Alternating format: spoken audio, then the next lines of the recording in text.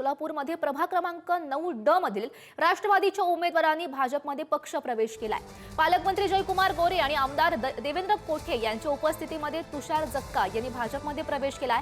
भाजपचे उमेदवार मेघनाथ येमूल, राष्ट्रवादीचे उमेदवार तुषार जक्का आणि ठाकरेंच्या शिवसेनेचे उमेदवार सुरेश गायकवाड यांच्यामध्ये लढत होती। मात्र आता पक्ष प्रवेशामुळे एकच खळबळ माजली आहे।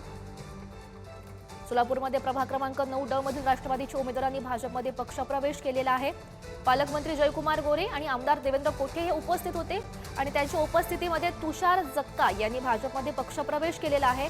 भाजपचे उमेदवार मेघनाथ येमूल, राष्ट्रवादीचे उमेदवार तुषार जक्का आणि ठाकरेंच्या शिवसेनेचे उमेदवार सुरेश गायकवाड यांच्यामध्ये खरं तर ही लढत होती। मात्र अचानक आता तुषार जक्का यांच्या पक्ष प्रवेशामुळे एकच खळबळ माजली आहे।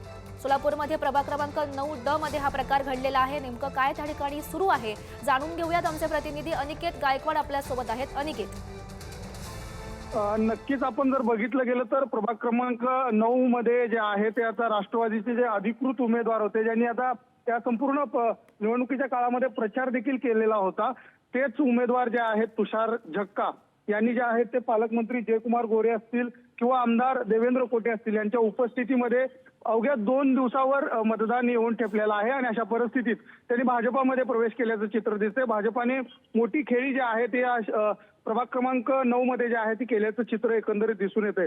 दुसरीकडे आपण बघितलं गेलं तर जे भाजपाचे मेघनाथ येमूल आहेत त्यांच्यासाठी हा सोयीस्कर मार्ग म्हणावा लागेल, कारण त्या ठिकाणी शिवसेना उद्धव ठाकरेचा उमेदवार आहे।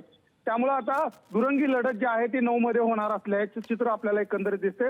भाजपानं ऑपरेशन लोटस मोठ्या प्रमाणात निवडणुकीच्या अगोदर देखील केलं होतं, मात्र आता निवडणुकीची प्रक्रिया सुरू असताना जो चालू राष्ट्रवादीचा उमेदवार आहे त्यालाच आपल्या घशात जे आहे ते ओढल्याचं चित्र आपल्याला एकंदरीत दिसून येते। अनिकेत, खरं तर ही भाजपची मोठी खेळी म्हणावी लागेल। धन्यवाद दिलेल्या सगळ्या सविस्तर माहितीसाठी।